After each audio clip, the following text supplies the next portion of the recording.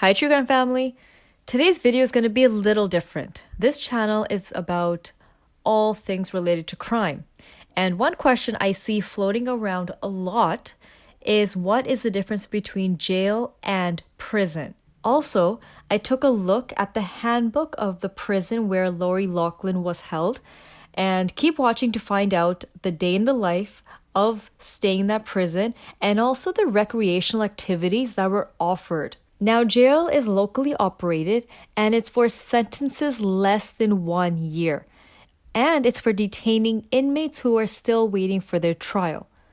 Prison is state or federally operated, and it's for sentences longer than 1 year and are divided by the level of crime an inmate commits. Minimum security is for those who are non-violent and with a relatively clean record. Low security are for inmates who have a history of violence, and these inmates must have less than 20 years left on their sentencing. Now, medium security is for violent offenders, and this facility has cell-based housing.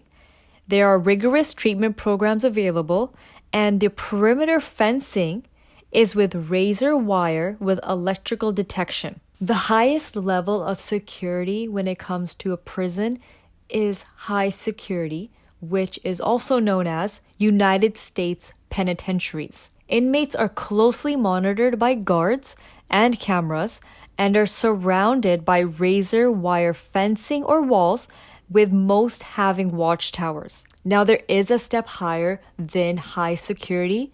It's called supermax, aka Administrative Maximum Security Penitentiary. Now, that prison houses those who are chronically ill, extremely dangerous, or high escape risk individuals.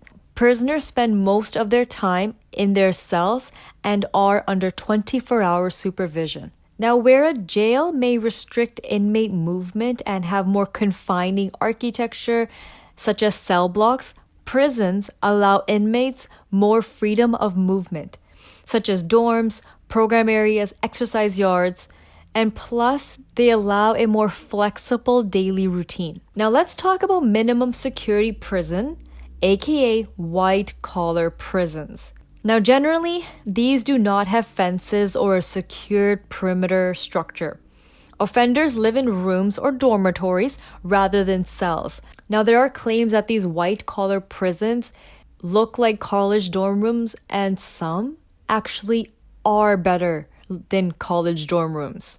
Housing complexes in minimum security prisons consist of individual rooms, washrooms, a living room, a dining room, a kitchen, and each bedroom has a bed, a wardrobe, a desk, and a TV.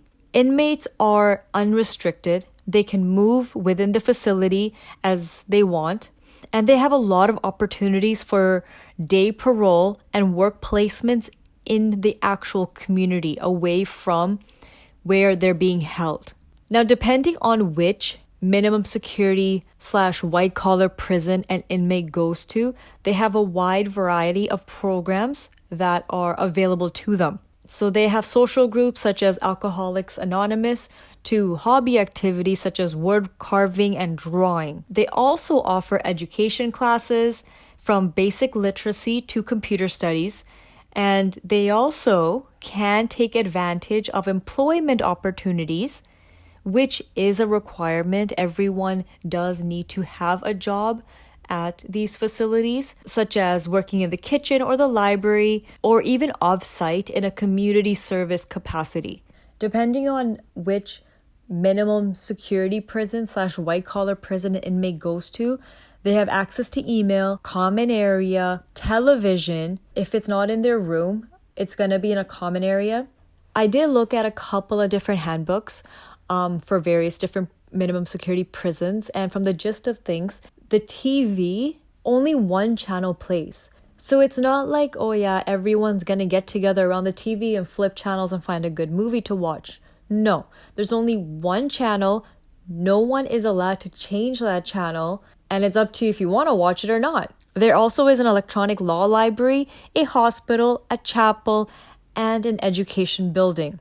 And there are apprenticeship programs such as for teaching assistants, for cooks, electricians, things like that. Now, Lori Loughlin, she had gone to this prison, and everyone knows the scandal. And I looked up her handbook. I will try to insert it here.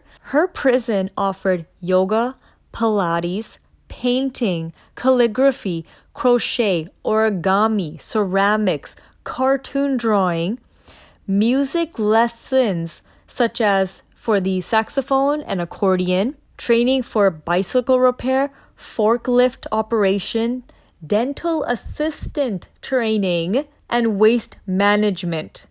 Now, her husband Massimo's prison didn't offer all of these recreational, educational training as Lori's, but he did have some. His had music programs, language classes, oil painting, crochet, leather work, and ceramics. Now, the wake-up time for where Lori was at 5 a.m. every morning, and lights out were at 9 p.m. So from 9 until 5 a.m. the next day, it was quiet time. Everyone had to be inside their cells, ready for the count, TVs off, and they were not allowed to be out of their cells until 4:30 a.m. the next morning. Now, any late sleepers or anyone that arrived on work late were subject to disciplinary action. They were very strict on the time that everyone needed to be up and ready. All beds had to be made. If they weren't, disciplinary action would be taken. Now, all inmates were allowed to have either a radio, an MP3 player, or a watch. They did have to sign it out, and it was only one thing at a time. Headphones/earbuds were only allowed to be worn in approved locations during non-duty times. They were allowed to wear some jewelry, like a wedding band, a pair of stud or small hoop earrings, and if there was anything religious, the money that they make from the jobs that they do, they can use that to purchase stuff at the institution commissary. And let's just say they get released and they do have a balance. It will be placed on an inmate released debit card and given to the inmate. Now that is it for today's case. I hope I shed a light on the differences between jail and prisons. I really hope you enjoyed today's video. It is different from what I usually do. Do not worry, I will be coming back with more true crime cases, and I hope that with this video, it will be a start of a series where I can talk about other things related to crime, such as jails and laws, comparing different countries with their laws and their prison systems. But anyways, thank you for watching, and until next time, bye.